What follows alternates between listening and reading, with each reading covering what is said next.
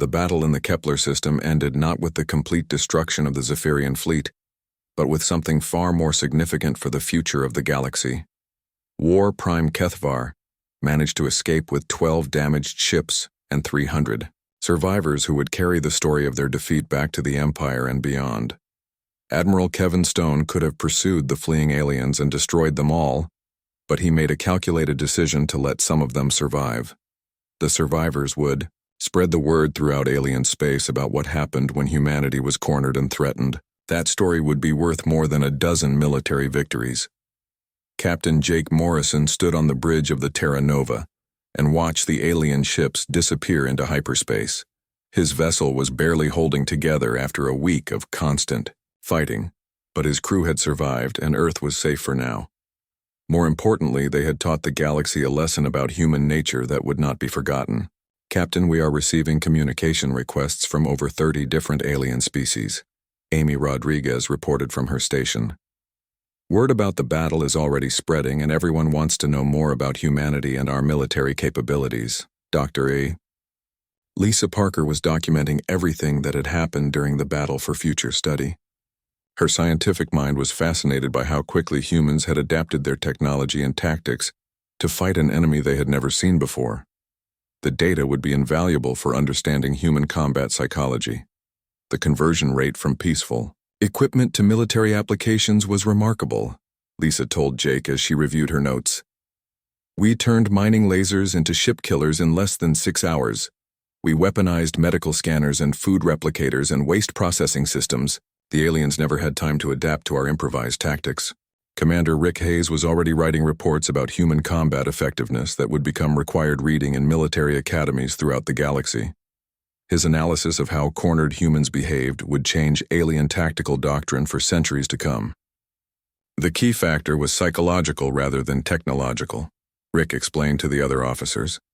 When most species are cornered, they look for ways to escape or surrender. When humans are cornered, we look for ways to take our enemies with us. When we die, that changes everything about combat calculations. The story of the Terra Nova battle spread through alien communication networks faster than anyone expected. Species that had never heard of humanity suddenly found themselves studying human behavior and wondering if these new arrivals would be friends or enemies in the future. On the Vorthon homeworld, academic researchers were analyzing recordings of human fighters who continued attacking, even when mortally wounded. The footage showed humans using their own bodies as weapons when their equipment failed and fighting with improvised tools made from whatever materials were available. These humans exhibit predator characteristics we have never observed in a sapient species. Vorthon scientist Thithal reported to his government. They appear to be persistence hunters who never give up once they have identified a target. Engaging them in direct combat would be extremely dangerous. The Crystalline Confederation intercepted Zephyrian military communications describing human suicide attacks that destroyed ships many times larger than the attacking vessels. Their strategic planners immediately began revising their defensive doctrines to account for enemies who treated their own lives as expendable weapons. Traditional siege tactics assume the enemy will surrender when losses become unsustainable, Confederation tactician Jairus noted in her report. Human combat patterns suggest they become more dangerous as casualties increase. Standard military models do not apply to this species. War Prime Kethvar arrived at the nearest Zephyrian outpost 3 weeks after his defeat and immediately sent warning messages throughout the Empire. His report described humans as the most dangerous species the Empire had ever encountered and recommended avoiding direct confrontation at all costs. The humans did not fight like any opponent we have faced before, Kethvar wrote in his official report. They used every system on their ship as a weapon, including equipment designed for peaceful research and exploration. When we boarded their vessel, they turned every corridor into a killing ground and every room into a fortress. Our soldiers reported that wounded humans continued fighting even when they should have been unconscious or dead. The Zephyrian High Command initially dismissed Kethvar's warnings as excuses for military failure. But as more reports arrived from other sectors describing similar human tactics, the Empire began to realize that humanity represented a new type of threat that required different strategies to contain. 6 months after the battle, Admiral Stone, established the first human military base outside the Sol system on a planet near the Kepler battlefield. The base served as both a research station and a warning to any aliens who might consider threatening human space in the future. Dr. Collins published his medical studies on human combat effectiveness under extreme stress conditions. His research showed that humans could continue fighting long after other species would have collapsed from exhaustion or injury. The data became classified material that alien governments desperately wanted to obtain. Human physiology allows them to ignore pain and fatigue responses that would disable other species, Collins wrote in his secret report to Earth Command. Combined with their psychological refusal to surrender, this makes them nearly impossible to defeat through conventional attrition tactics. The Terra Nova was eventually repaired and returned to its original mission of peaceful exploration, but now it carried a full military escort and advanced weapon systems. Captain Morrison had become famous throughout human space as the man who fired the first shots in humanity's introduction to galactic politics. Jake often thought about that first encounter with War Prime Kethvar and wondered if things could have gone differently with better diplomacy.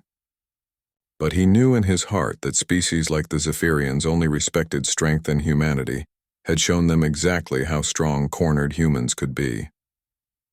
1 year after the battle, Jake received a message from an unexpected source. A Zephyrian, scientist named Veltar, had requested permission to visit human space and study their military development. The message was polite and respectful in a way that Zephyrian communications had never been before. Honored Captain Morrison, I represent a faction within the Empire that believes cooperation with humanity would be more beneficial than continued hostility. The message read, Your species has demonstrated capabilities that could be valuable, allies rather than dangerous enemies.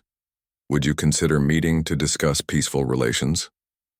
Jake shared the message with Admiral Stone and Dr. Parker and Commander Hayes. They all agreed that this was exactly the kind of outcome they had hoped for when they let some of the Zephyrians escape from the Kepler battle. Fear could be the beginning of respect, and respect could lead to peace. But throughout the galaxy, alien military planners continued studying human combat footage and developing new strategies based on one simple principle that every species now understood.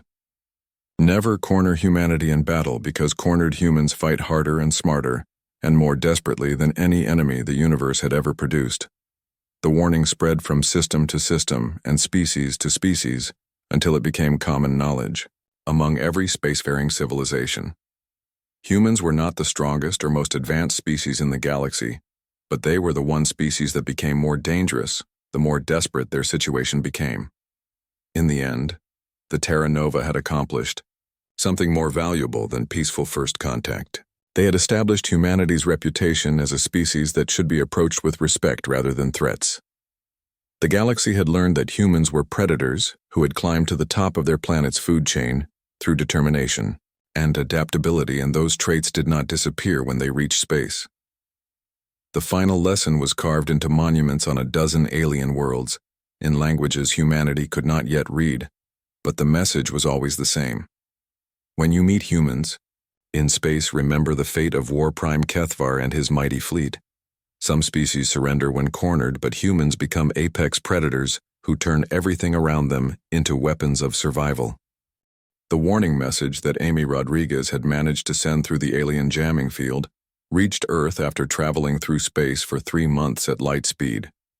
When the signal arrived at the outer monitoring stations in the Sol system, it triggered the largest military mobilization in human history. Admiral Kevin Stone was drinking coffee in his office on Luna Command when the alert came through. The message was short, but it contained everything Earth needed to know about the threat they were facing. Hostile aliens had found humanity, and they were not interested in peaceful contact. All fleet commanders report to the war room immediately, Kevin ordered as alarms began sounding throughout the lunar base. This is not a drill. We have confirmation of hostile alien contact, and we need to mobilize everything we have right now. Within hours, every human military vessel in the solar system was being loaded with weapons and supplies for the longest journey they had ever attempted. But the military ships alone were not enough. Earth needed every vessel that could carry weapons and people to the distant star system where the Terra Nova was fighting for humanity's survival. Cargo haulers and mining ships and research vessels were all drafted into the emergency fleet. Engineers worked around the clock to install weapon systems on ships that were never designed for combat. Industrial fabricators produced ammunition and armor plating as fast as the machines could run. The human response was unlike anything the galaxy had ever seen. When most species faced an existential threat, they tried to hide or negotiate or surrender. When humans faced extinction, they mobilized their entire civilization for war and threw everything they had at the enemy. Captain Sarah Johnson had been commanding a mining vessel in the asteroid belt when the call came for all ships to join the emergency fleet. Her ship was slow and ugly, but it carried the most powerful industrial cutting lasers in human space. Those lasers could slice through asteroid rock, and they could probably slice through alien ships too. Navigation, plot a course for the Kepler system. Maximum speed, Sarah ordered her crew. We are going to show these aliens what happens when they threaten human space. Load every cutting laser we have and prepare for combat operations. Meanwhile, in the distant Kepler system, the battle around the Terra Nova was reaching a critical point. Captain Jake Morrison's ship had been fighting for 6 days against impossible odds, and somehow they were still alive. More importantly, they were winning. The Zephyrian fleet that had started with 60 ships now had less than 40 vessels still capable of fighting. Human suicide attacks and improvised weapons had taken a terrible toll on the alien forces. War Prime Kethvar was beginning to understand that he had made a serious mistake when he cornered these humans. Dr. Lisa Parker and Carlos Martinez had turned the Terra Nova into a floating weapons platform that defied all logic and engineering principles. Mining equipment fired explosive charges at alien ships. Scientific instruments guided missiles with deadly accuracy. Even the ship's waste recycling system had been modified to launch projectiles at attacking vessels. Captain, I am detecting massive energy signatures approaching from the direction of Earth, Amy Rodriguez reported from her communication station. Whatever is coming this way, it is big, and it is moving fast. Jake felt hope rising in his chest for the first time in a week. Earth had received their warning message and humanity was coming to help. But he wondered if the relief fleet would arrive in time to save what was left of his crew and ship. Commander Rick Hayes was coordinating defensive operations from what used to be the ship's cafeteria, but was now an armored command center. Human fighters were holding every corridor and room against alien boarding parties who could not understand why these primitive creatures refused to surrender. All sections report ready for the next boarding assault, Rick announced. Remember, these aliens think they are the superior species in this galaxy. Let's show them what human determination looks like when we fight on our own ship. The next Zephyrian attack came from 5 directions at once as alien soldiers tried to overwhelm human defenders through sheer numbers. But the humans had spent 6 days learning how to kill Zephyrians, and they had gotten very good at it. Lieutenant Ben Clark's sacrifice in the shuttle attack had inspired dozens of other humans to volunteer for suicide missions. Pilot Amy Martinez flew her damaged fighter directly into an alien cruiser's engine room. Engineer Mike Thompson detonated explosive charges while surrounded by enemy soldiers in a cargo bay. Each human death cost the aliens dearly, and War Prime Kethvar was running out of ships and soldiers to throw at these impossible enemies. His tactical officers were reporting that human resistance was actually increasing as the battle continued instead of weakening like it should have. War Prime. These humans are exhibiting behavior patterns we have never encountered before. His science officer reported. They become more dangerous when cornered instead of more submissive. Our psychological warfare techniques are having the opposite effect from what we intended. Dr. Peter Collins had been treating wounded humans for 6 days, and he was amazed by what he was seeing. Injured fighters were refusing medical evacuation and continuing to fight with broken bones and severe burns. The combat stimulants he had created were keeping people conscious and alert, even when they should have been unconscious from their wounds. Medical teams to Section 15. Peter announced over the communication system. We have wounded who need treatment, but they won't leave their positions. Treat them where they are and get them back in the fight as fast as possible. The human relief fleet finally arrived in the Kepler system, just as the Terra Nova was launching what looked like its final desperate attack against the remaining Zephyrian ships. Admiral Kevin Stone's flagship emerged from hyperspace followed by 300 human vessels of every size and type imaginable. "This is Admiral Stone of the Earth Defense Fleet," Kevin broadcast on all frequencies. "Any alien forces in this system have 30 seconds to withdraw before we open fire. You have attacked human citizens and threatened our homeworld. Surrender now or face the consequences." War Prime. Kethvar looked at his tactical display and saw human ships appearing everywhere around his fleet. Fast attack vessels and heavy cruisers and converted cargo ships bristling with improvised weapons. The humans had brought everything they could find to this battle. "War Prime, we are outnumbered 3-1 by the human fleet," his tactical officer reported with fear in his voice. "Our remaining ships are damaged and our soldiers are demoralized from fighting the Terra Nova crew. We should consider withdrawing from this system." But it was already too late for an orderly withdrawal. Captain Sarah Johnson's mining vessel had locked its cutting lasers onto the nearest Zephyrian ship and opened fire.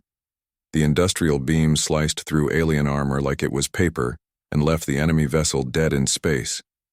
"All human vessels, this is Terra Nova Actual," Jake Morrison broadcast to the relief fleet. "These aliens have been trying to kill us for a week and we are still here. Time to show them why that was a bad idea. Attack Pattern Delta and give them everything we have." The combined human fleet attacked the Zephyrian forces with a fury that shocked the aliens to their core. These were not professional soldiers following military doctrine. These were angry humans who had traveled across the galaxy to rescue their people and punish anyone who threatened their species. Mining lasers and converted cargo missiles and improvised weapons tore through the alien fleet like a hurricane of destruction. Ships that had seemed invincible a week ago were being destroyed by human vessels that should not have been able to fight at all. War Prime Kethvar watched his proud fleet being systematically destroyed by enemies he had dismissed as primitive and weak. His command ship was taking fire from 6 different human vessels and his shields were failing rapidly. "All ships retreat immediately," Kethvar ordered his remaining forces. "We will regroup at the outer system and call for reinforcements from the Empire. These humans are not what they appeared to be." But the human fleet was not interested in letting the aliens escape to threaten other worlds. Admiral Stone had come here to send a message to any hostile species in the galaxy, and that message needed to be delivered with overwhelming force. The 1-hour deadline passed and War Prime Kethvar kept his promise to begin destroying the Terra Nova slowly. The first alien attack came from 3 ships that fired precise energy beams at the human vessel's outer hull. The weapons cut through the metal like it was butter, and left gaping holes in sections that were not critical to life support. Captain Jake Morrison felt the ship shake under the impact, but he did not order surrender. Instead, he activated the ship-wide communication system and spoke to all 2,000 humans aboard the Terra Nova. His voice was calm and steady even though death was reaching for them with alien claws. "This is your captain speaking. The aliens surrounding us believe that humans are weak creatures who will break under pressure. They think we will beg for mercy and give them everything they want, including the location of Earth and our families. They are about to learn that they have made the biggest mistake in their 10,000-year history." Throughout the ship, humans stopped what they were doing and listened to their captain's words. In the engineering sections, Carlos Martinez and his team were already pulling apart mining equipment to build new weapons. In the medical bay, Dr. Peter Collins was mixing combat stimulants from research chemicals. In every corridor and room, people were preparing to fight. "These aliens have never faced humans in battle before," Jake continued. "They do not know that we are the species that survived ice ages and plagues and wars that should have destroyed us. They do not know that humans fight hardest when we have nothing left to lose. They are about to get an education they will never forget." The second wave of alien attacks targeted the Terra Nova's weapon systems and shield generators. Explosions rocked the ship as critical systems failed one by one. But instead of weakening human resolve, the damage only made them angrier and more determined to fight back. Dr. Lisa Parker had abandoned her science station and was now working with Carlos to turn the ship's industrial fabricators into weapons factories. The machines that were designed to make tools and spare parts were now producing improvised ammunition and armor plating. Lisa's scientific mind was finding ways to weaponize every system on the ship. "Carlos, I think we can overload the fusion reactors in the shuttle bay, Lisa said as sparks flew from damaged control panels around them. If we time it right, we can turn our own shuttles into guided missiles that pack more punch than our regular torpedoes. That's crazy enough to work, Carlos replied while welding together pieces of mining equipment. But we need someone brave enough to pilot those shuttles right up to the alien ships before the reactors explode. Commander Rick Hayes was already organizing volunteers for suicide missions throughout the ship. Humans who had signed up to explore space were now volunteering to die fighting aliens who threatened their homeworld. The response was overwhelming as people lined up to sacrifice themselves for Earth. I need pilots for a special mission, Rick announced to the flight crews. This is a one-way trip and anyone who volunteers will probably not survive. But you might save 2 billion people back home if you succeed. Lieutenant Ben Clark was the first to volunteer. He was only 22 years old and had joined the Terra Nova mission to see the galaxy and maybe find alien life. He never expected that alien life would be trying to kill him, but he was ready to fight back anyway. Sir, I grew up watching movies about brave pilots who saved humanity from alien invaders, Ben said to Rick. I never thought I would get the chance to actually do it for real. Count me in. The third alien attack was supposed to destroy the Terra Nova's life support systems and force the humans to surrender before they all suffocated. But War Prime Kethvar did not understand that cornered humans become more dangerous than they were before the cornering began. The attack only made things worse for the aliens. Amy Rodriguez had been working on the communication systems, and suddenly she broke through the alien jamming for just a few seconds. It was not long enough to send a detailed message, but it was enough to send a simple warning signal toward Earth. The message was short and desperate, but it contained the most important information possible. Hostile aliens found. Prepare for war. Coordinates attached. Avenge us. The message shot through space toward humanity's home system at the speed of light. It would take months to reach Earth, but when it did arrive, the humans there would know that they were not alone in the universe and that the aliens were not friendly. That warning might save billions of lives. Ben Clark climbed into his modified shuttle and checked the overloaded fusion reactor that Lisa and Carlos had installed in the cargo bay. The reactor was set to explode exactly 60 seconds after he activated it. That would give him just enough time to ram into an alien ship and take it down with him. Terra Nova, this is Shuttle 7 requesting permission to launch, Ben said into his radio. I have a special delivery for the aliens and I don't think they are going to like it very much. Permission granted, Shuttle 7, Jake replied from the bridge. Give them hell, son, and make sure they remember why they should never threaten humans again. Ben's shuttle shot out of the Terra Nova's launch bay and raced toward the nearest Zephyrian ship. The aliens were not expecting such a desperate attack and they were slow to react. Their weapons tried to destroy the small human craft, but Ben was flying like his life depended on it, because it did. The alien ship's shields absorbed the first few hits from their own weapons, but Ben's shuttle was small and fast and hard to target. He weaved between energy beams and missile explosions as he closed the distance to his target. With 10 seconds left on the reactor timer, he activated the overload sequence. This is for Earth, you alien monsters, Ben shouted as his shuttle smashed into the Zephyrian ship's main weapon array. The fusion reactor exploded with the force of a small nuclear bomb and tore a massive hole in the enemy vessel's hull. The alien ship spun out of control and crashed into 2 other Zephyrian vessels before exploding in a brilliant fireball that lit up the entire battle area. 3 enemy ships had been destroyed by 1 human shuttle pilot who refused to surrender. The other aliens had never seen anything like it. War Prime Kethvar watched the destruction from his command ship and felt something he had not experienced in his entire military career. Fear was creeping into his mind as he realized that these humans were not behaving like any other species the Empire had conquered. They were acting like cornered predators instead of helpless prey. War Prime. The humans are not following expected behavior patterns, his tactical officer reported. They should have surrendered after the first attack. Instead, they are becoming more aggressive and unpredictable with each assault wave.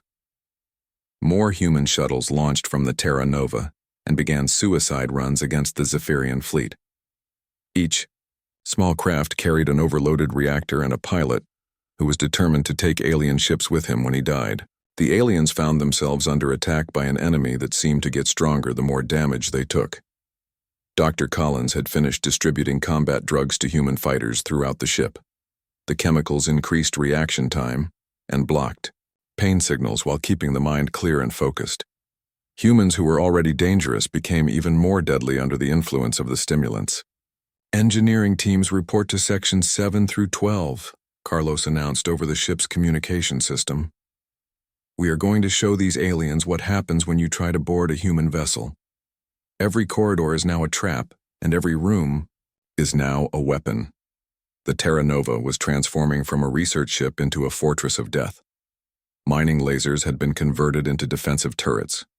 Industrial equipment had become improvised armor plating. Scientific instruments were being used as targeting systems for weapons that should not have existed. Lisa was in her element now as she found ways to turn peaceful technology into tools of war. The ship's medical scanners were tracking alien boarding parties through the hull. The environmental systems were being modified to create poisonous atmospheres in captured sections. Even the food replicators were producing acidic compounds for use in combat. The Zephyrians had expected to face a primitive species that would surrender quickly when faced with superior technology. Instead, they found themselves fighting humans, who seemed to get more creative and dangerous every time they were pushed closer to death. The Empire's forces were learning too late that they had awakened something that should have been left alone. The Zephyrian ships moved closer to the Terra Nova like hungry sharks circling their prey. War Prime Kethvar had positioned his fleet in a perfect sphere around the human vessel, so there was no escape route in any direction. The aliens had done this many times before to other species, and they knew exactly how to trap their enemies. Captain Jake Morrison watched the tactical display and counted 60 alien ships now surrounding them. Each Zephyrian vessel was twice the size of the Terra Nova and carried weapons that could punch through human shields like paper. The situation looked hopeless, but Jake refused to show fear in front of his crew. Dr. Lisa Parker worked frantically at her science station, trying to find some weakness in the alien ships. Her fingers moved quickly over the control panels as she analyzed every sensor reading they had. Lisa had spent her whole life studying alien possibilities, but she had never imagined first contact would be like this. Captain, their ships use some kind of energy matrix we have never seen before, Lisa reported. The hull material seems to adapt to different types of damage. Our standard weapons might not be very effective against them. Commander Rick Hayes was already organizing defensive positions throughout the ship. He had called all military personnel to battle stations and was setting up emergency medical centers in case the aliens attacked. Rick knew they were outgunned, but he also knew that humans had survived worse situations in their history. All weapon systems are online, Captain, but we only have enough ammunition for maybe 20 minutes of heavy fighting, Rick said. The aliens probably expect us to surrender quickly rather than waste their time with a real battle. The communication system crackled to life again, and War Prime Kethvar appeared on the main screen. The alien leader looked even more threatening, now that his ships were in attack position. His forearms moved as he spoke, and his black eyes seemed to look right through the humans. Captain Morrison, you have one final chance to save the lives of your crew, Kethvar said. Surrender now and your people will live as slaves. Refuse and watch them all die slowly as I destroy your ship piece by piece. Jake felt anger building in his chest, but he forced himself to stay calm. The alien was trying to use fear as a weapon, and Jake would not let him win that easily. Behind him, the bridge crew waited to see what their captain would decide. How do I know you will keep your word about sparing my crew? Jake asked. What guarantee do we have that you will not kill us anyway after we surrender? Kethvar made that disturbing laughing sound again. Humans are useful for manual labor and dangerous experiments. Dead humans are worthless to the Empire. You have my word as War Prime that surrendering humans will live.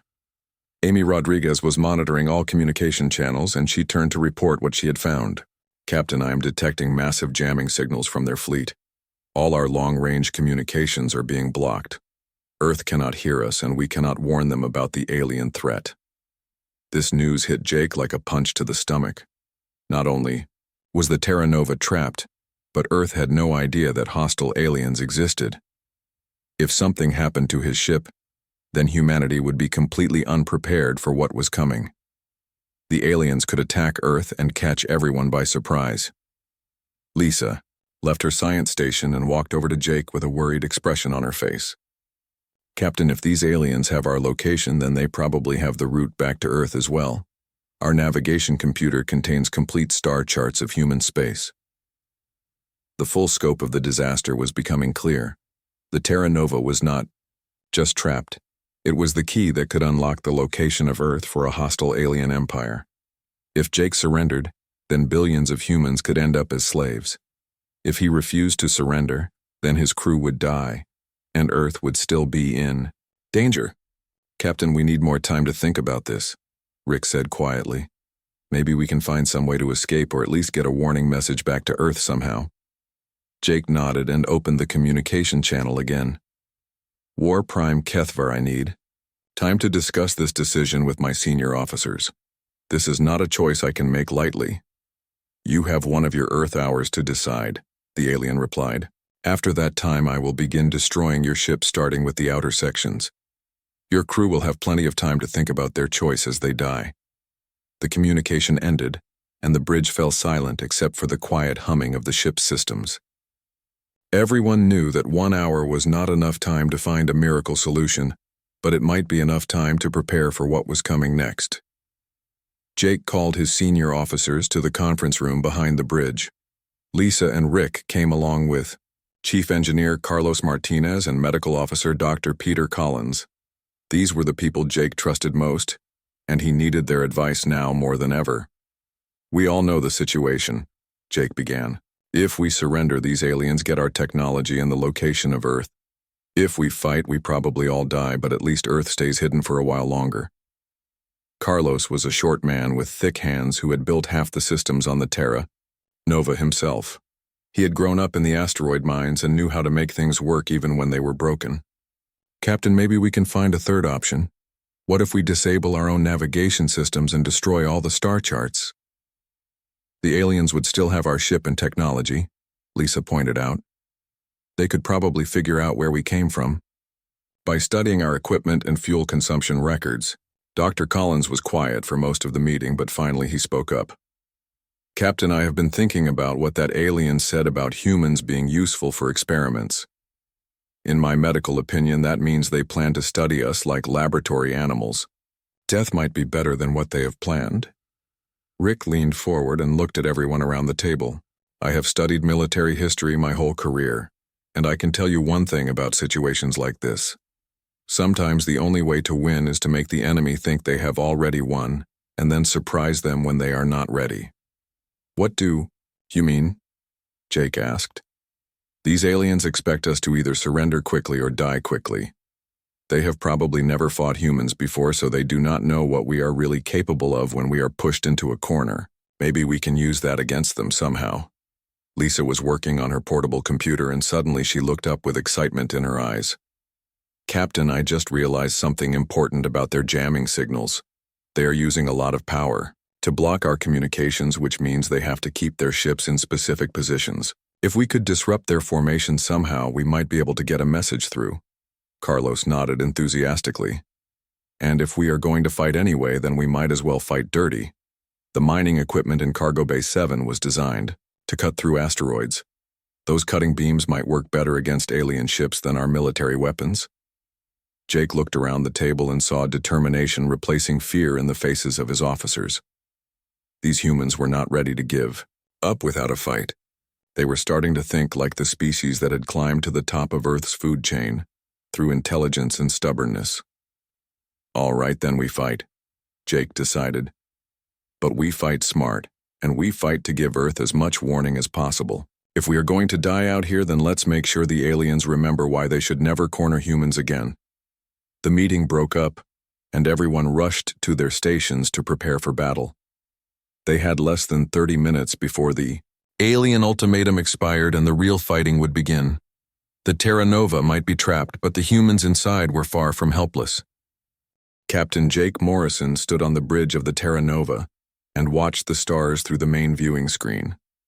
The ship had been traveling for 6 months now, and they were farther from Earth than any human had ever been before. The Terra Nova was huge and carried 2,000 people, including scientists and soldiers and engineers. This was humanity's first real trip to explore space beyond their own solar system. Dr. Lisa Parker walked up to Jake and held a datapad in her hands. She was the chief science officer and had been working on the mission for 3 years before they even left Earth. Lisa had short brown hair and always wore her lab coat even on the bridge. She looked excited about something. "Captain, we are picking up some strange readings from the Kepler system ahead," Lisa said. "The sensors show artificial structures around the third planet. This could be our first contact with alien life." Commander Rick Hayes heard this from his station and came over to join them. Rick was in charge of all the military people on the ship. He was tall and had gray hair and always kept his uniform perfect. Rick had fought in the Mars colony wars and knew how to handle dangerous situations. "Are we sure they are artificial, Captain?" Rick asked. "This could be dangerous if we run into hostile aliens. We should be ready for anything." Jake nodded and looked at both of them. He was only 35 years old but had been chosen to lead this mission because he was calm under pressure. Jake had grown up on Luna Colony and knew what it was like to live far from Earth. His job was to make contact with any alien life they found and try to make friends with them. "Set course for the third planet, but keep us at a safe distance," Jake ordered. "I want full scans of everything in that system before we get too close." The Terra Nova changed course and headed toward the Kepler system. It took them 3 days to get close enough to see what was really there. The sensors showed massive space stations around the planet and hundreds of ships moving between them. This was definitely an advanced alien civilization. Lisa worked day and night to figure out how the alien technology worked. The ships were different from anything humans had ever seen. They were long and curved and seemed to be made of some kind of metal that changed colors. The space stations were enormous and looked like they could hold millions of beings. "Captain, I think we should try to communicate with them," Lisa said. "The universal translator is ready and we have prepared peaceful messages in mathematics and basic symbols." Rick was not so sure about this idea. "Captain, these aliens have been here for who knows how long. They might see us as invaders in their space. We should be very careful about making contact." Jake thought about this for a long time. The Terra Nova had come all this way to find alien life, and now they had found it. This was the most important moment in human history. He knew that whatever happened next would change everything for humanity forever. "Send the peaceful contact message," Jake ordered. "But keep our shields up and weapons ready just in case things go wrong." The message was sent toward the alien fleet. It contained basic mathematics and pictures showing humans as peaceful explorers who wanted to learn about other species. The message also included maps showing where Earth was located and how far they had traveled. For 2 hours, nothing happened. The alien ships continued moving around their stations like nothing had changed. Then suddenly every alien ship in the system stopped what they were doing and turned toward the Terra Nova.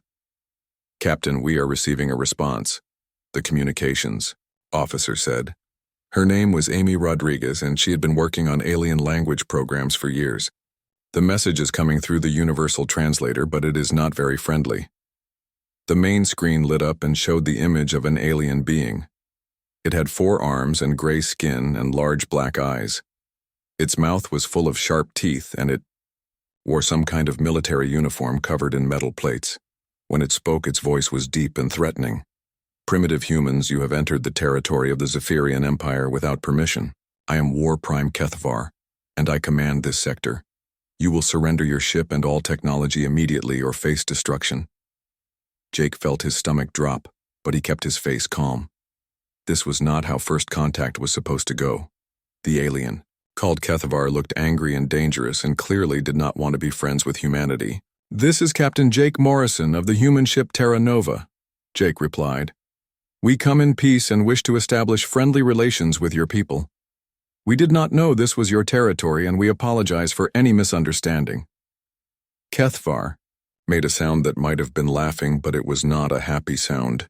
"Humans are weak creatures who think words will save them. The Zephyrian Empire has ruled this sector for 10,000 years. All species submit to our authority or they are destroyed." More alien ships began appearing on the sensors. They were coming from all directions and surrounding the Terra Nova. Lisa counted at least 50 ships, and they were all bigger than the human vessel. The situation was getting worse very quickly. "We do not wish to fight," Jake said. "Surely we can reach some kind of agreement that works for both our species. Humans are willing to share knowledge and resources if you will accept peaceful relations." "There is only one agreement," Kethavar replied. "You will give us all your technology and maps to your home world. Your people will serve the Zephyrian Empire as slaves. This is the only choice you have." Rick moved closer to Jake and whispered in his ear, "Captain, they have us surrounded and our weapons are no match for their fleet. If we refuse, they will destroy us all." Jake looked around the bridge at his crew. These were the best humans that Earth had to offer. Scientists and engineers and soldiers who had volunteered for the most dangerous mission in human history. They had families back on Earth and dreams for the future. Jake could not let them be enslaved by these aliens. "We cannot accept your terms," Jake said to Kethavar. "Humans do not surrender our freedom to anyone. We request safe passage out of your territory and we will not return." The alien war leader's eyes grew even darker, and his sharp teeth showed in what looked like an evil smile. "Then you have chosen death, human. Your ship will be destroyed as an example to any other species that thinks they can defy the Zephyrian Empire." The communication ended, and the screen went dark. All around them, the alien ships began moving into attack positions. The Terra Nova was trapped with nowhere to run and no way to fight back effectively. Jake turned to his crew and saw fear in their eyes, but also determination. These humans had come farther from home than anyone before them, and they were not going to give up. Without a fight,